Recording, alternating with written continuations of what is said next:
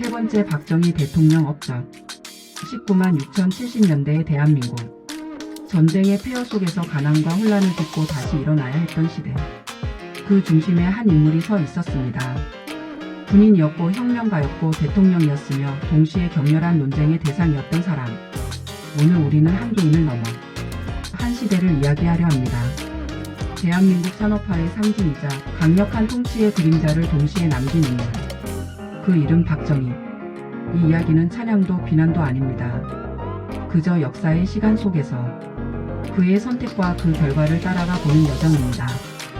가난한 농가의 아들.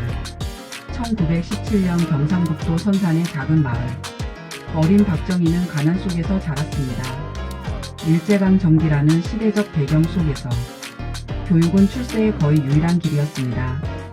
그는 교사가 되었습니다. 그러나 현실은 불안정했고 더 큰 길을 향해 군인의 길을 선택합니다.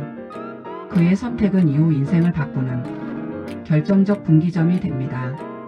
군인의 길과 격동의 시대. 그는 일본군 장교 과정을 거쳐 해방 후 대한민국 군에 합류합니다. 한국전쟁. 나라가 다시 한번 폐허가 되던 시기. 그는 군 내부에서 빠르게 성장했고 강한 국가감과 반공 이념을 확고히 합니다. 이 시기의 경험은 훗날 그의 정치적 결정에 큰 영향을 줍니다. 516 군사정변. 1961년 5월 16일 군사정변이 일어납니다. 그 중심에 박정희가 있었습니다. 그는 국가 재건을 내세웠습니다. 혼란한 정치와 경제를 바로잡겠다는 명분이었습니다.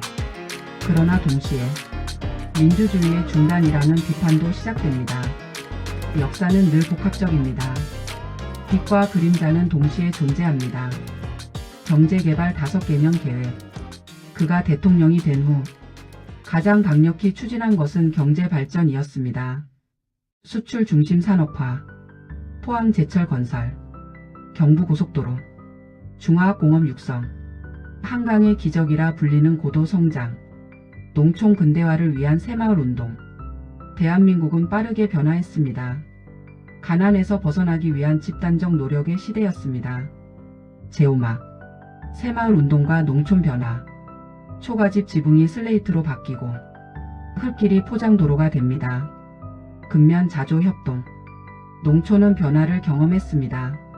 하지만 동시에 도시와의 격차 문제도 생겨났습니다. 개발은 늘 새로운 숙제를 남깁니다.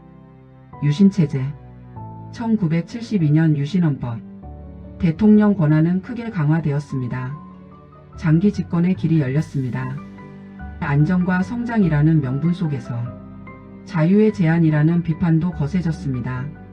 학생 시위, 언론 통제, 긴급 조치. 이 시기는 여전히 한국 현대사에서 가장 뜨거운 논쟁의 시간입니다. 산업화의 그림자. 고속 성장은 노동 현장의 희생을 동반했습니다. 근로기준 문제, 노동환경, 인권 문제, 경제 발전의 이면에는 수많은 이름 없는 사람들의 노력이 있었습니다. 역사는 지도자 한 명만으로 쓰이지 않습니다. 국민 모두가 함께 만든 결과였습니다. 외교와 안보, 냉전의 한복판, 한미동맹 강화, 베트남 파병, 중동 건설붐, 안보와 경제를 동시에 고려한 선택들이 이어졌습니다. 대한민국은 국제사회에서 점점 존재감을 키워갑니다. 1026사건. 1979년 10월 26일 예상치 못한 총선. 그의 18년 집권은 그렇게 막을 내립니다. 한 시대가 끝났고 또 다른 격동이 시작됩니다. 그의 죽음 이후 한국 사회는 민주화의 길로 나아가게 됩니다. 재신막. 남겨진 평가. 그를 어떻게 평가해야 할까요? 산업화의 주역, 강력한 통치자, 경제 성장의 설계자, 권위주의의 상징. 어떤 한 단어로 정의할 수 없는 인물. 역사는 단순하지 않습니다. 한 시대의 피로와 한 인간의 선택이 얽혀 있습니다.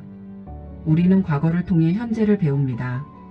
가난을 극복하려는 열망, 국가를 세우려는 의지, 그리고 권력의 무게. 박정희의 이야기는 대한민국 현대사의 한 단면입니다. 찬반을 떠나 그 시대를 이해하는 것은 오늘을 살아가는 우리에게 중요한 통찰을 줍니다. 역사를 아는 것은 더 나은 미래를 만드는 시작입니다. 이 이야기가 도움이 되셨다면 좋아요와 구독으로 응원해주세요.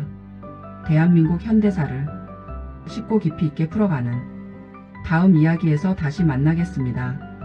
한 인물의 삶을 넘어 시대의 흐름을 함께 읽어가는 시간. 여러분의 응원이 큰 힘이 됩니다.